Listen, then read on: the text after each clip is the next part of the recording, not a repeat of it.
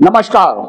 बिहार विधानसभा चुनाव 2025 अब कहीं ना कहीं 1 से 2 दिन में चुनाव की तारीखों का ऐलान हो जाएगा। इसलिए हम कह रहे हैं कि चुनाव आयोग ने तमाम राजनीतिक पार्टियों से कल बैठक की पटना में और प्रशासनिक अधिकारियों से भी बैठक हो गई। यानी कि तमाम चुनाव की जितनी भी राजनीतिक तैयारियां थी चुनाव आयोग की तरफ से वो पूरी कर ली गई है।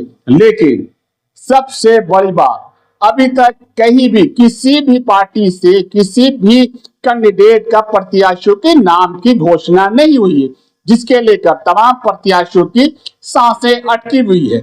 इसलिए हम कह रहे हैं कि कई कई विधानसभा सीट से एक ही सिंबल से कई प्रत्याशी चुनाव के मैदान में बखूबी पूरी तैयारियों से लड़ रहे हैं, लड़ने की तैयारियां कर रहे हैं। लेकिन अभी तक नामों की नहीं घोषणा होने से कहीं ना कहीं लोगों के दिलों में एक डर सा तो जरूर रहता है किसकी नाम की घोषणा हो।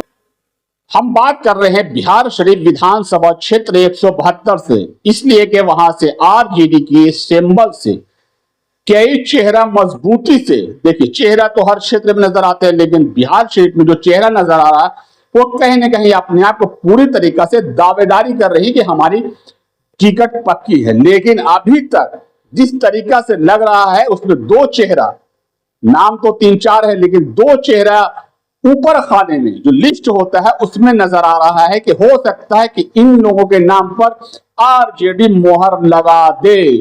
ये बड़ा ही आपको खबर बताने जा रहे हैं, इसलिए कि उसमें सबसे पहला नाम जो नजर आ रहा है उसमें डॉक्टर आयशा फातिमा का नाम नजर आ रहा है। ये सूत्र से खबर है, पूरी पक्की खबर हम आपको नहीं बता रहे, कुछ भी हो सकता है, इस राजनीति है, किसी टिकट फाइनल होगा। लेकिन जो तैयारियां होती है, जो कहीं ना कहीं सर्वे होता है, जो नजर में लोग रहते हैं, उसके बिना पर हम आपको बता रहे हैं कि इस बार बिहार शरीफ विधानसभा क्षेत्र 172 से डॉक्टर आयशा फातिमा ने जो 1 साल में जो वहां पे कार्य किया है, जो लोगों के बीच में अपने आप को स्थापित किए, जो अपने आप को लोगों के बीच में जो वहां मौजूद रही हैं, उनके साथ जो यासर इमाम उनके पति हैं, लगातार क्षेत्र में पूरी डट के नजर आई हैं। अभी तक वो देखा गया है कि डॉक्टर आयशा फातिमा ने कहीं ना कहीं महिला होते हुए भी पहली बार राजनीति में कोई महिला इतनी डट के साथ मुकाबला कर रही।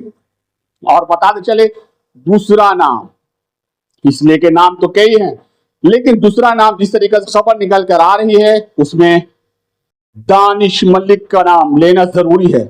इसलिए कि दानिश मलिक ने भी जिस तरीके से बिहार शरीफ में अपने आप को कई 2-3 साल में बिहार शरीफ में अपने आप को कहीं ना कहीं लोगों को में चर्चा में रहे हैं।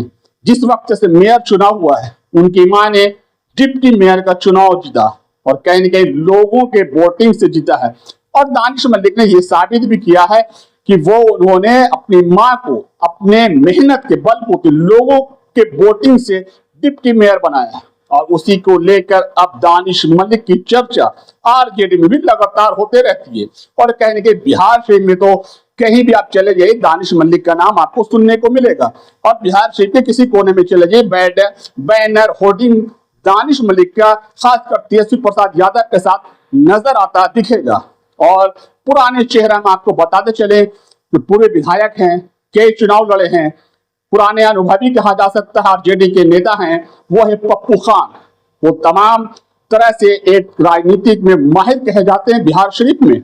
उनका नाम का चर्चा करना भी बहुत जरूरी है, लाजमी है। इसलिए जो पुराने चेहरा है, चुनाव लड़े हैं, विधायक रहे, आरजेडी के टिकट पर पहली बार चुनाव लड़े और उन्होंने जीत हासिल की।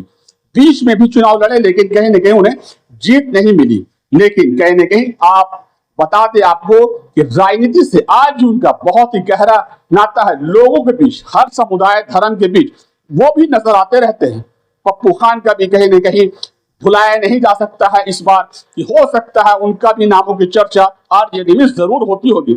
लेकिन क्या लगता है इस बार बिहार से विधानसभा क्षेत्र में जिस तरीका से जो नामों की चर्चा, 3 नाम इसलिए हम बता रहे हैं, चेहरा नाम बहुत है लेकिन 3 नाम बहुत इर्द गिर्द घूम रही है। वो मीडिया में हो, लोगों में हो, बिहार के गलियारे में हो, बिहार के समाज सेवी में हो, बिहार के लोगों के दिल में हो, ये 3 नाम ज्यादा घूम रही है।